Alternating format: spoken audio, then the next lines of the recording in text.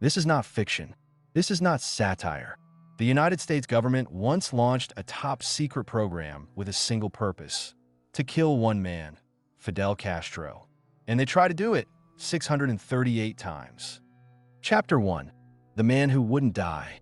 In the annals of modern history, few figures have been as polarizing, persistent, and, frankly, impossible to kill as Fidel Castro. He outlasted 11 U.S. presidents, survived the collapse of the Soviet Union, and smoked cigars with an almost mythic calm while the most powerful intelligence agency on Earth threw everything they had at him, including exploding cigars. Yes, exploding cigars. This is the story of Operation Mongoose, the CIA's secret war against Castro. A campaign so extensive, so bizarre, and so desperate, it feels like a Cold War comedy written by Quentin Tarantino. But it was all real. Chapter 2. Why Kill Castro? To understand Operation Mongoose, we need to go back to the 1950s. Fidel Castro was a young revolutionary who overthrew the US-backed dictator Fulgencio Batista in 1959. Americans watched in horror as Cuba, just 90 miles off the coast of Florida, turned from tropical playground to communist fortress. Worse, Castro nationalized US-owned businesses, aligned with the Soviet Union, and welcomed Soviet missiles onto the island. To Washington, he wasn't just a nuisance, he was a threat to national security. So the solution? Get rid of him. Permanently. Chapter 3. The Birth of Operation Mongoose. After the failed Bay of Pigs invasion in 1961, a CIA-led operation where Cuban exiles tried and failed to overthrow Castro, President John F. Kennedy was humiliated. Determined not to fail again, JFK approved Operation Mongoose, a covert program run by the CIA, specifically designed to destabilize and, if possible, eliminate Fidel Castro. At its peak, Operation Mongoose had over 400 operatives, dozens of informants inside Cuba, and a direct line to the White House. But instead of cold calculation, the campaign quickly devolved into a circus of assassination ideas so absurd they'd make a Bond villain blush. Chapter 4. 638 Ways to Die. According to Fabian Escalante, former head of Cuban intelligence, the CIA and its affiliates tried to kill Castro 638 times. That's not an exaggeration. That's the official number documented by Cuban authorities, and many of these plots are publicly acknowledged by the CIA today. So what do they try? Let's run through some of the most ridiculous and real attempts. Chapter 5. The absurd list of CIA assassination plots. 1. The exploding cigar. Yes, the CIA actually developed a cigar packed with high explosives. Castro was known for constantly smoking, so the idea was to give him a cigar that would blow his face off. It never reached his lips. 2. Poison diving suit. The CIA knew Castro loved scuba diving, so they prepared a diving suit coated with fungus and bacteria that would infect his skin and lungs. But the suit was never delivered. 3.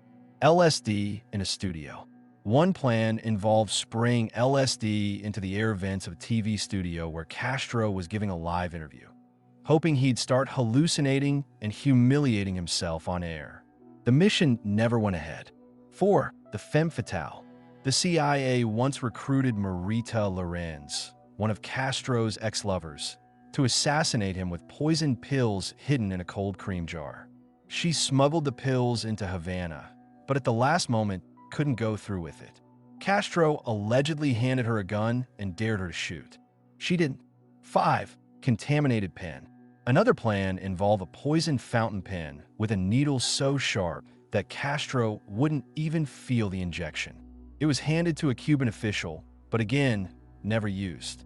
6. Hallucinogenic seashells. Yes, this was real. CIA scientists proposed placing psychedelic explosives inside a brightly colored seashell in a spot where Castro liked to dive. They dropped the plan when they realized the shell would be too easy to spot. 7. Mafia hitmen. The CIA even reached out to the American Mafia, including mobsters like Sam Giancana and Sano Trafficani, offering them money to take out Castro. But the mob had one problem: they couldn't get close to him either. Chapter 6. Why didn't they succeed? So with hundreds of attempts, millions of dollars, and top-level resources, why did Castro survive? Several reasons. 1. Castro was paranoid and smart. He constantly changed his schedule. He didn't trust anyone. He even banned milk in public because the CIA once tried to poison his milkshake. 2. Cuban intelligence was ruthless. Cuba's Departamento de Seguridad del Estado, DSE, the Cuban counterintelligence agency, was extremely effective. They infiltrated exile groups, tracked down CIA agents, and dismantled plots before they began. 3. Bad luck and incompetence. Many CIA plans were either so outlandish or so sloppily executed, they collapsed under their own absurdity. Sometimes the CIA was trying too hard to be clever. Other times, they just didn't know the terrain. Chapter 7. The Cost of Failure. Operation Mongoose didn't just fail to kill Castro. It escalated tensions between the US and the USSR, bringing the world to the brink of nuclear war during the Cuban Missile Crisis in 1962. Castro, instead of falling, became stronger. He used the plots as propaganda, painting the US as a villain, which, let's be honest, wasn't hard given the facts. The program also led to internal distrust within the CIA. After JFK's assassination in 1963, some even speculated whether blowback from Cuba played a role, though no evidence supports this directly. Chapter 8. Legacy of Operation Mongoose. Operation Mongoose was officially ended in the mid-1960s, but the efforts to unseat or destabilize Castro never fully stopped. Castro ruled Cuba until 2008, when he stepped down, not by assassination but due to health issues. He lived until 2016, dying at age 90 in his bed. He survived the Cold War, the Soviet collapse, over 600 CIA plots, and a changing world. And through it all, he remained defiantly himself. Beard, cigars, speeches, and all. In a 1998 interview, Castro joked, "If surviving assassination attempts were an Olympic event, I would win the gold medal." He wasn't wrong. Chapter 9. What this says about us. This story is more than just Cold War trivia. It's a mirror held up to the extremes of political fear and obsession. How far should a government go to eliminate a foreign threat? How much of what we know, or think we know, is shaped by classified failures? And perhaps the most haunting question of all, how many other operations like Mongoose have we never even heard of? Because this one only came to light decades later. What's still buried in the shadows? Chapter 10. Final words.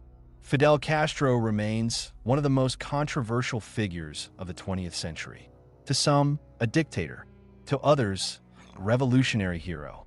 But to the CIA, he was the one that got away 638 times. And somehow, he just kept breathing. History isn't just shaped by victories. Sometimes it's shaped by failures. Big, loud, ridiculous failures. And Operation Mongoose? Maybe the most fascinating failure of them all. Based on declassified CIA files, interviews, and historical reports, all assassination attempts listed have been publicly documented.